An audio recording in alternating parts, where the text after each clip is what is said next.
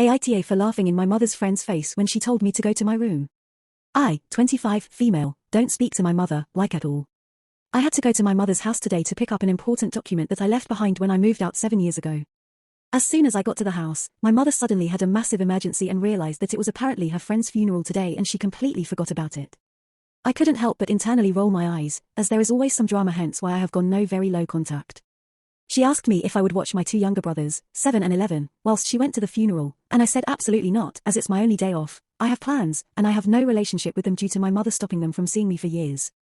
I just wanted to get my birth certificate and leave. My mother asked her friend if she would babysit and asked me to stay for 10 minutes until her friend came. I didn't even get the opportunity to say no before my mother left the house. I was seething but resolved to wait 10 minutes. My mother's friend turned up and started berating me for not agreeing to look after my brothers whilst my mother went to the funeral. I said I don't have anything to do with my mother, it's my day off work, and I'm under no obligation to look after anyone else's children. My mother's friend then told me to go to my room. I laughed in her face and started to leave the house, and she asked me where I was going. And I told her, my room, at my apartment, that I pay for with my big girl job. Because I'm an adult, not a child. And don't ever speak down to me like that again. And I left. My mother has left me loads of messages and missed calls saying I'm an AH for the way I spoke to her friend. I do admit I look kinda young, but I still am not happy with the way my mother's friend spoke to me. AITA.